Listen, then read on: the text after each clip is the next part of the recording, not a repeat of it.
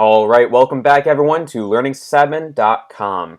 In this video today we are going to be learning about VLANs, or Virtual Local Area Networks. Now basically, a lot of companies don't want to spend extra money on equipment they don't need. So for example, in this little screen here right now you're going to see one core switch. Alright, and as you can see we have a production environment with a client and a DHCP server. And we also have a test environment with a DHCP server and a client. Now, one of the first red flags you should see is that there are two DHCP servers on this network. That is very bad. You will have major conflicts and they will not work out. Also, if we look at the clients,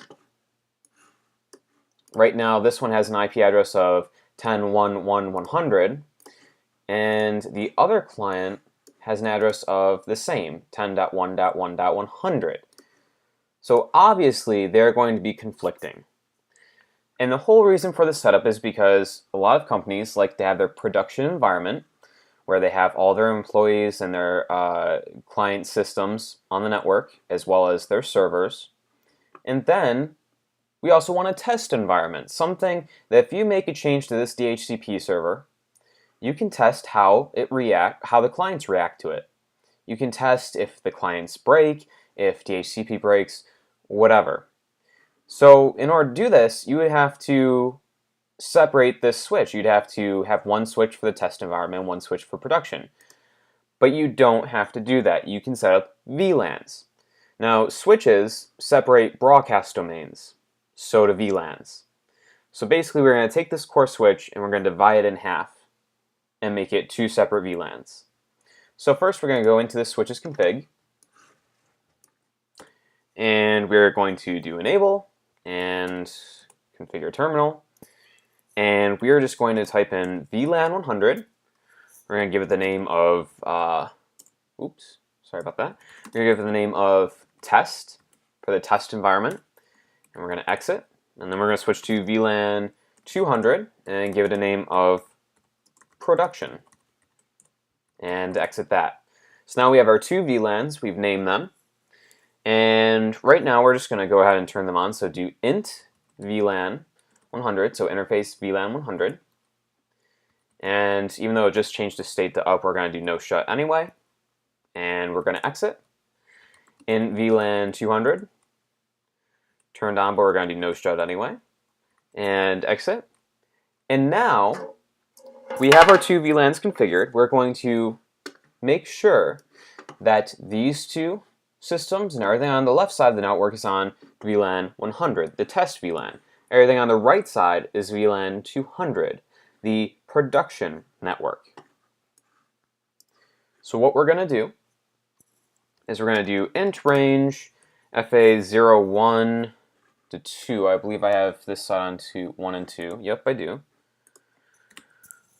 Okay, and we're going to do switch port mode access and switch port access VLAN 100. All right, and then we're just going to do no shut, and we should see these go from red to orange, and then soon they will turn to green. So we're going to exit from that range. We're going to do int range FA023 to 24. We're going to do switch port mode access, switch port access VLAN 200, the production VLAN, and no shut, and exit. And now if we exit the config mode, we can do show VLAN brief. And right now you can see that we have a production VLAN with the ID of 100 with ports 1 and 2, so ports 1 and 2, which is the test DHCP server and the test client. And then we have the production VLAN at VLAN 200, ports 23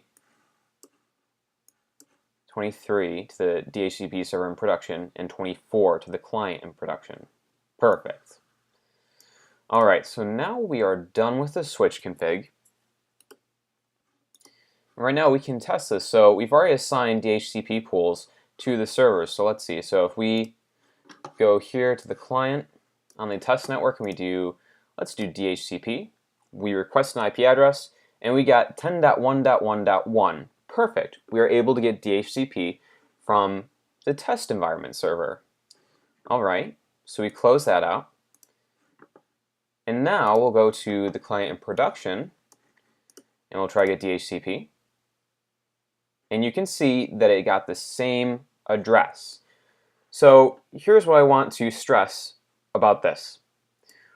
One, you now know that your VLANs have separated your broadcast domains.